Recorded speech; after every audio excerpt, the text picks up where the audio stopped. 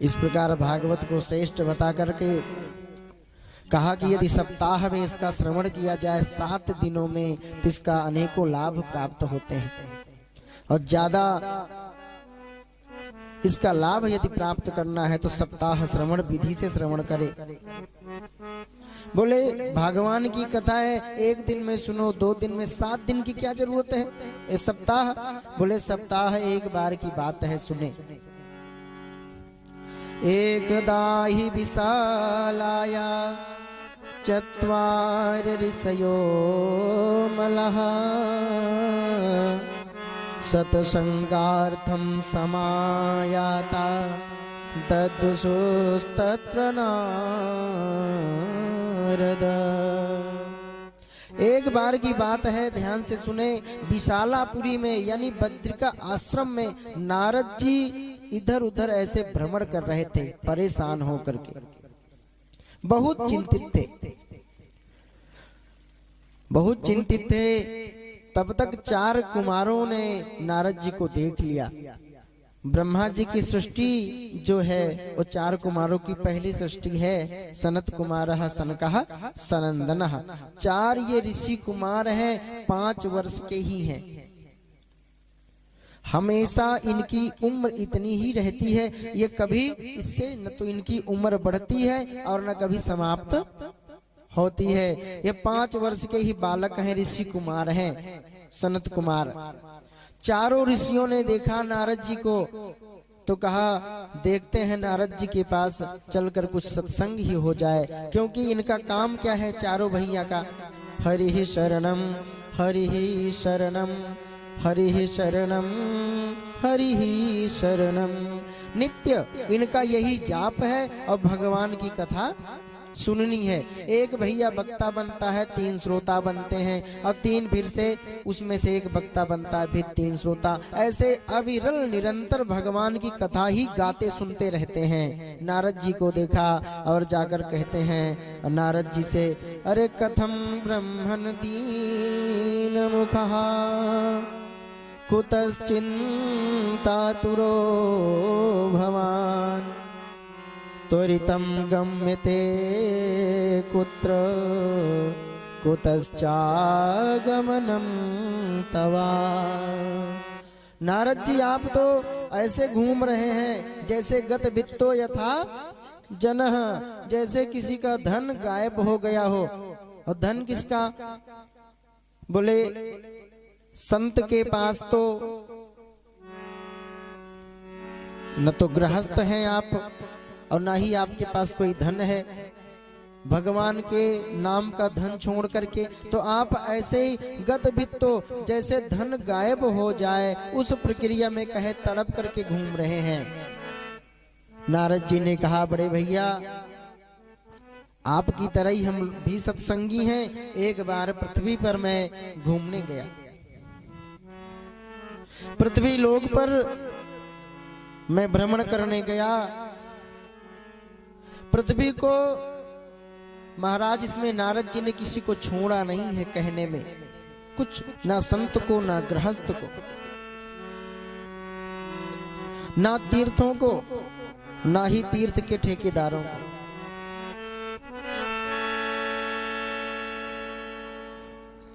नारद जी कहते हैं बड़े भैया हरिक्षेत्रम कुरुक्षेत्रम श्रीरंगम सेतुबंधनम एवमादिषु तीर्थेषु भ्रममाणयितस्ततः। मैंने समस्त तीर्थों का भ्रमण किया बड़े भैया, नारद जी कहते हैं, पर मुझे क्या दिखा?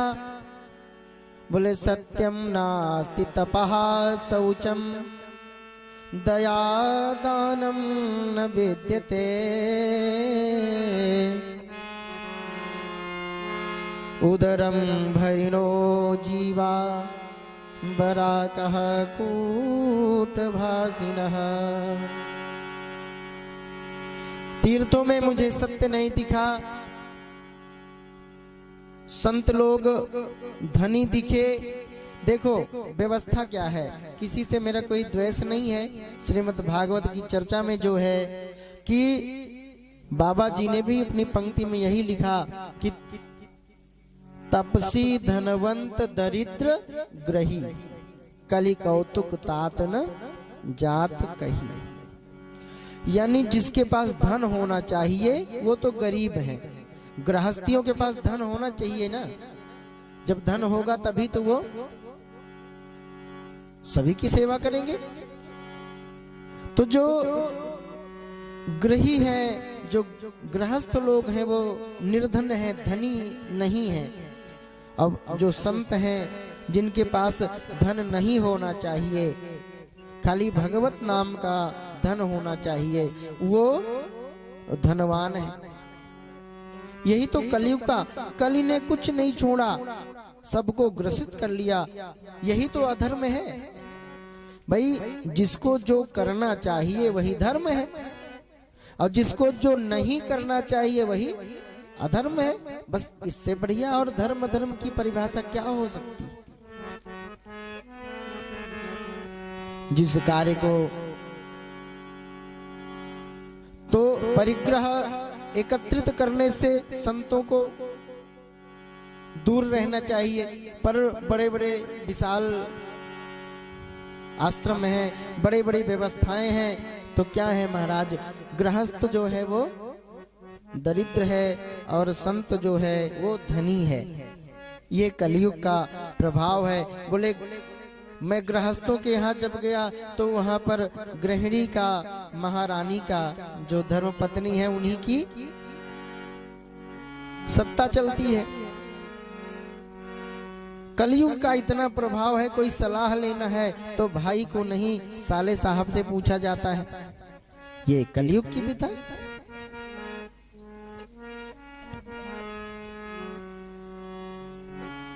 नारद जी ने कहा महाराज मैं बहुत तीर्थ में कुल भ्रमण किया, कहीं पर मुझे अच्छा धर्म नहीं दिखा, तब मैं वृंदावन आया। पर वृंदावन में एक मैंने आश्चर्य देखा, एक स्त्री बैठी थी और बैठ कर के रो रही थी। स्त्री के बगल में दो वृद्ध बूढ़े लेटे थे, दोनों बूढ़ों को ऐसे पंखा कर रही थी, पंखा करती हुई और रोती थी। उसके आसपास में और भी स्त्रियां बैठी थी। मैंने जब जाकर वृंदावन में यह दृश्य देखा तो मैं आगे निकल गया। मैंने कहा स्त्रियों के बीच में संतों को बिना कार्यवश नहीं जाना चाहिए। मैं आगे निकल गया, लेकिन पीछे से आवाज आती है। उस स्त्री ने आवाज दी, कहा भो भो साधो क्षणम तिष्ठ मच्चिन्तामपि नाशय दर्शनं तव लोकस्य सर्वथागहरं परम। अरे देवर्षि जी, आपके दर्शन से तो सभी प्रकार के कष्ट नष्ट हो जाते हैं। आप कहाँ जा रहे हैं? आप रुकिए तो। नारद जी लौट पड़े। नारद जी ने पूछा, काशित्वम देवी आप कौन हो?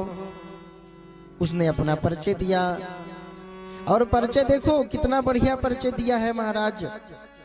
अहम भक्ति रीति ख्याता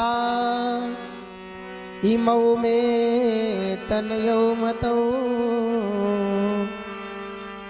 ऐसे कहती मेरा नाम भक्ति। तो संसार में बहुत देखो, बच्चियों के नाम राधा है, किसी के राधा नाम है, किसी के सीता है, किसी के श्यामा है। तो क्या श्यामा और राधा नाम रखने से कोई राधा हो जाता है? कोई सीता हो जाता है? नहीं होता ना। तो सोचा भक्ति जी ने कि अगर भक्ति महारानी में अपना सही परिचय नहीं दूंगी तो हो सकता है नारद जी यही समझ जाएं कि कोई भक्ति नाम की कोई महिला होगी। पर उन्होंने कहा, अहम भक्ति रीति ख्याता। जो संसार में जिसकी ख्याति है, जिसकी चर्चा पूरे संसार में है, जिस भक्ति महारानी से भगवान प्रसन्न हो जाते हैं, मैं वो भक्ति हूँ। अहम भक्ति रीति ख्याता।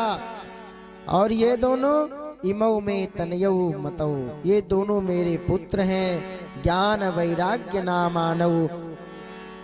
नारद जी ने कहा इनको क्या हुआ? बोले काल योगेन जर्जरौ, क्या कहें समय का चक्र है, इसमें ये दोनों निर्बल हो गए हैं। मेरा जन्म दक्षिण में हुआ, मैं महाराष्ट्र में सेवित हुई, गुर्जरे वृद्धम क्षीण हो गई गुजरात में आकर।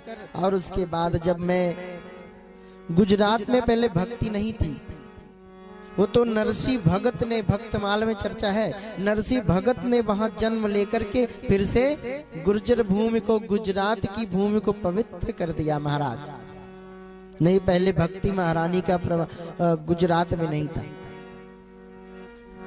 ये दोनों मेरे पुत्र हैं। नारद जी ने पूछा, देवी आप युवा हैं, आप युवा हैं और दोनों पुत्र बूढ़े हो गए, ये कहाँ का नियम है कि माँ युवा हो और बेटा वृद्ध हो जाए? ये तो समझ में नहीं। हाँ देवी, उन्होंने बताया कि ये दोनों मेरे पुत्र हैं। जब मैं वृंदावन आई तो मैं फिर से तरुणी हो गई, पर दोनों पुत्र मेरे वृद्ध हो गए। अब इन्हीं के लिए कोई व्यवस्था करो। नारद जी ने सब देखा, ध्यान से समझ में आ गया। कहा ठीक है, मैं कोई उपक्रम करता हूँ। नारद जी ने उनको जगाने की कोशिश की। कहा ज्ञान और वैराग्य तो पुराणों के इत्यादि श्री वेदों के पढ़ने से, इन सबों से, वेद पाठन से ज्ञान समृद्ध हो जाता है, ज्ञान मजबूत हो जाता है। भाई खूब पूजा पाठ करो भगवान के, वेदों का अध्ययन करो, गीता पाठ करो, तो ज्ञान हो जाएगा आपको। अब बोले जब ज्ञान होगा तो वैराग्य हो ही जाएगा। नारद जी ने सोचा भाई जिसको ज्ञान हो जाएगा कि संसार क्या है, ये मेरे काम का नहीं है, ये मेरे काम का नहीं है, तो आपको वैराग्य हो जाएगा। तो बोले ज्ञान जहां मजबूत हुआ महाराज, तहां वैराग्य मजबूत हो जाएगा। अब नारद जी ने अपना कार्यक्रम चालू कर दिया। मुखम संयोज्य करणांते शब्दमुच्चैः समुच्चरन् ज्ञानम प्रबुध्यताम शीघ्रम रे वैराग्य प्रबुध्यताम। उठो ज्ञान, वैराग्य उठो, बार बार नारद जी कह रहे हैं। वेद वेदांत घोषैश्च गीता पाठैर्मुहुर्मुहुः।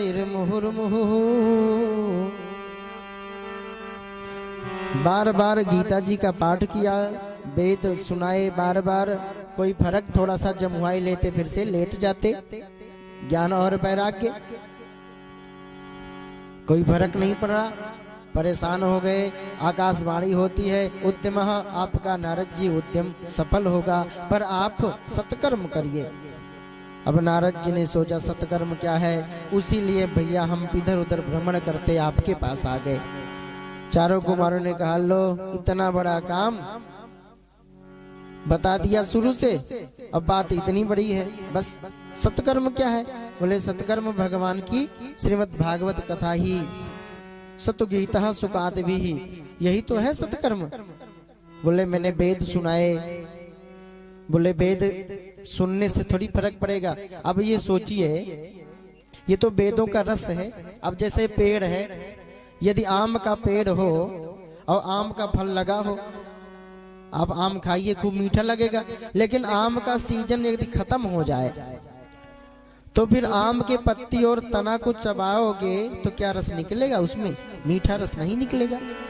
तो बोले पेड़ तो वेद पेड़ है, लेकिन फल में ही उसकी मिठाई होती है। इसलिए भागवत जो है वो वेद के वृक्ष रूपी शाखाओं से बढ़िया गिरा हुआ फल है, और वो भी पत्ते शाखा टू शाखा गिरा हुआ है, नीचे नहीं गिरा, फूटा फाटा नहीं है।